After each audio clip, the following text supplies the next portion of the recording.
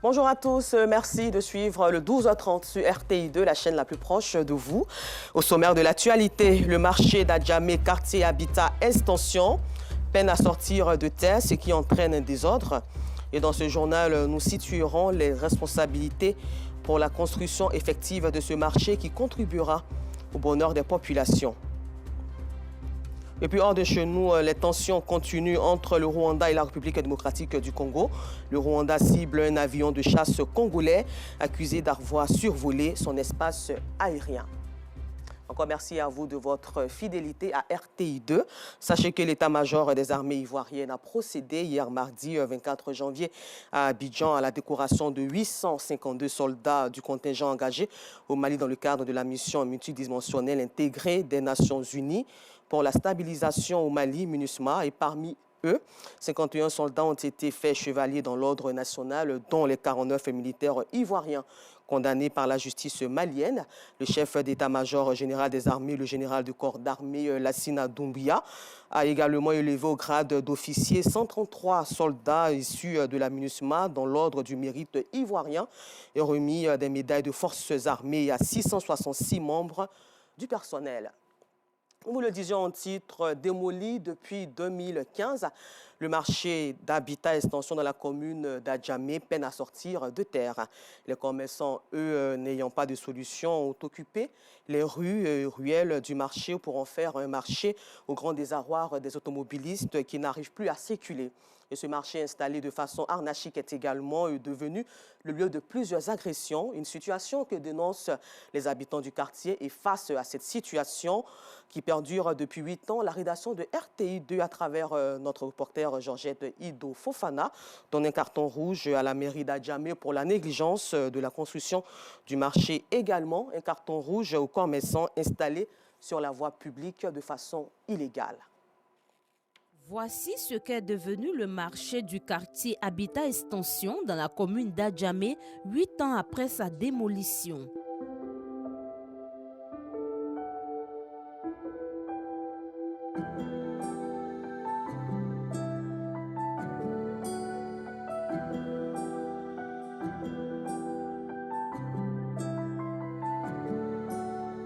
Ce marché, autrefois opérationnel, a été rasé depuis 2015 par la mairie. En cause, sa précarité. Un marché moderne devait voir le jour le plus tôt possible selon les responsables de la commune. Aujourd'hui, cet endroit est à la merci des badauds et des activités de tout genre y sont menées. C'est parce qu'ils n'ont pas encore construit. Nous, on vient aussi, on fait notre petit travail pour qu'on sera à l'aise, quoi. Si on voit l'espace pour venir faire les mouvements, que ça ne nous gêne pas.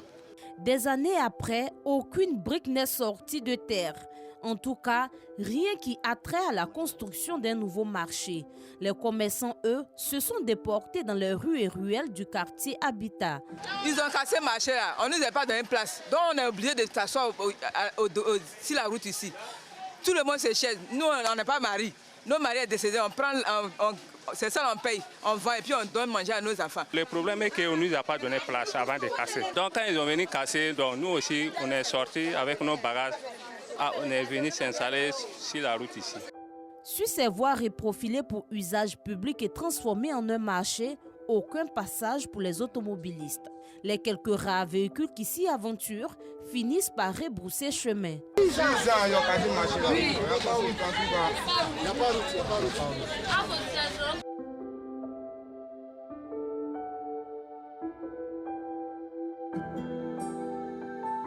y a eu commande vers le marché. Autant c'est tout près ici. Il s'oublie d'aller faire grand tour pour aller chez mon passé. Il n'y a pas de route en tout cas. On souffre en tout cas. Voilà, c'était dégagé en tout cas. Mais aujourd'hui, on arrive, tout est barré. Les commerçants ont pris la route. Une route passe se transformer en un marché. À l'intérieur de ce marché installé de façon anarchique, juste une petite piste réservée aux habitants venus faire le marché. Dans ce marché, parasols, tables et petites boutiques installées en désordre.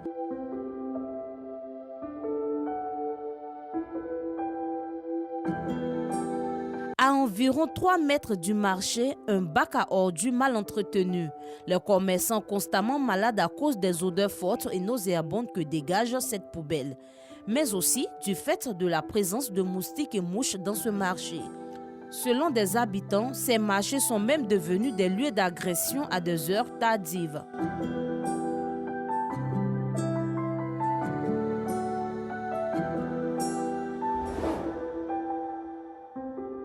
Actuellement, il ne me sent pas bien.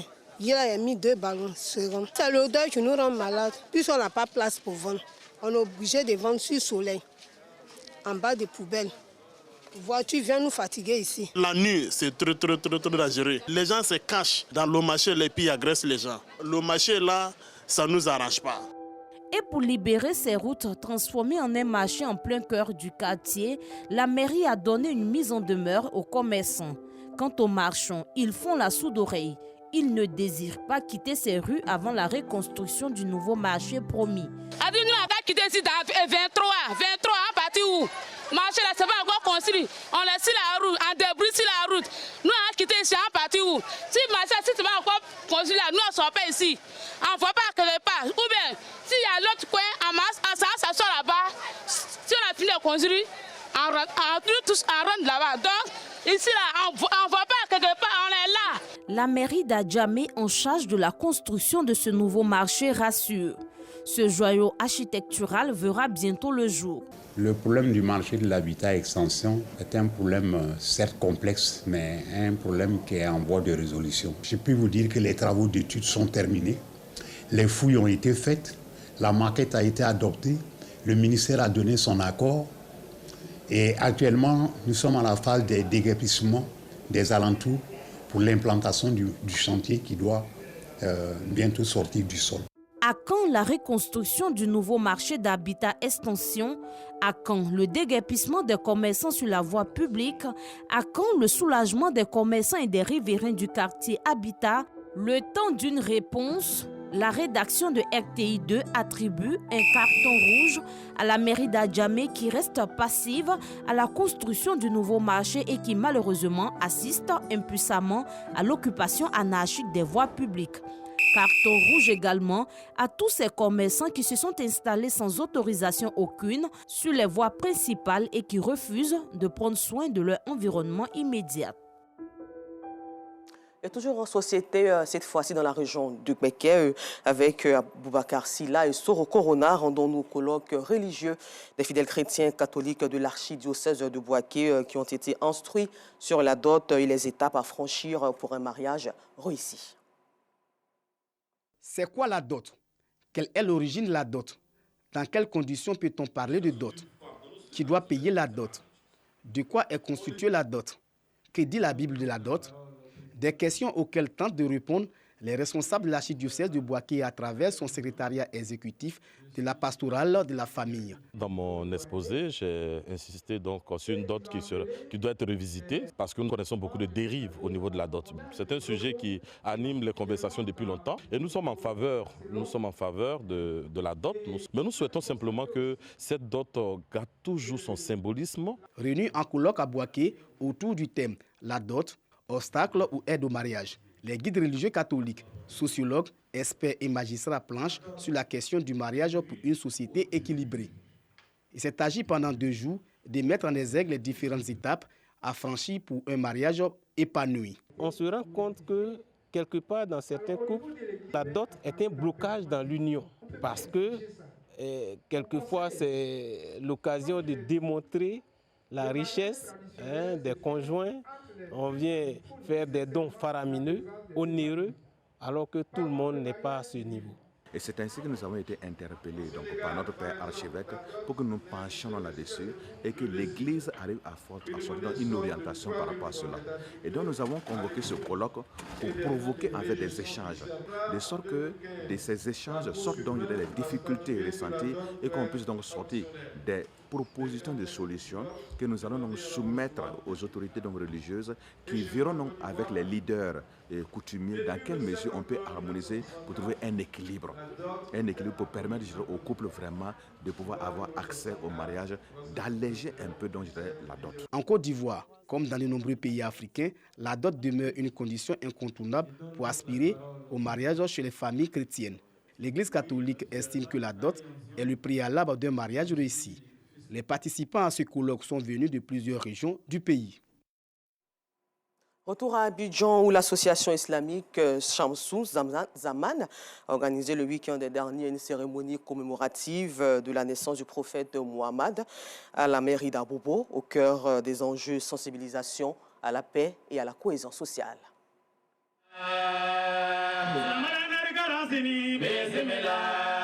Plus qu'un simple regroupement de haute portée spirituelle, la commémoration de l'anniversaire de la naissance du prophète Mohammed, paix et salut de Dieu sur lui, est devenue désormais une institution pour l'association islamique Shamsou Zaman. Une opportunité pour prôner les valeurs cardinales de la morale religieuse. Nous sommes réunis aujourd'hui pour célébrer le prophète sallallahu alayhi wa sallam et profiter pour exhorter le peuple ivoirien à la paix, à la cohésion sociale et au vivre ensemble. Une initiative soutenue par Imam Moukadam, prédicateur, fidèle, élu et cadre de la commune d'Abobo. L'initiative est bonne. Cette année, c'est planté sur le signe de la paix, la cohésion. Et c'est ce thème que nous avons choisi. On fait qu'emboîter le pas aux autorités. Cette initiative permet de nous rassembler d'abord et de faire la promotion de l'islam et de faire beaucoup de prières pour la Côte d'Ivoire. C'est la paix nous cherchons en tout cas. C'est pourquoi tout le monde a été invité. Les cheikhs sont là, les imams sont là, les chefs coutumiers sont là, les musulmans et les non-musulmans. Tout le monde est invité. Nous allons prier ensemble pour que la paix règne. Cette activité religieuse, qui est à sa 14e édition, a été marquée par une séance de remise d'attestation de reconnaissance aux guides et fidèles qui apportent un soutien financier et moral pour la promotion de l'islam. Une prière spéciale a également été faite en faveur de la paix et la stabilité en Côte d'Ivoire. Nous restons en religion, cette fois-ci avec Pagasoro, Koné de Madongui, où nous mettons le cap sur le Palais des Sports de Treichville pour participer à la 15e édition du Giga Maoulid.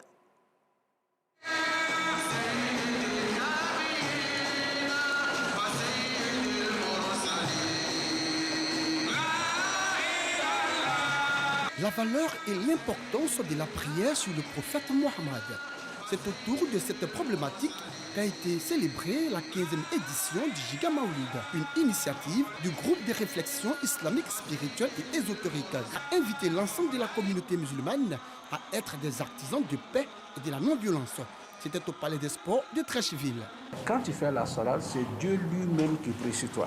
Et quand tu continues comme ça jusqu'à 1000 fois, le prophète dit alayhi salatu wa salam, ton âme est épargnée. Présence des membres du gouvernement. La ministre Maria Toukoné, profitant de l'occasion, a invité guides religieux et prédicateurs à plus de prières pour la préservation de la paix et pour des élections locales apaisées.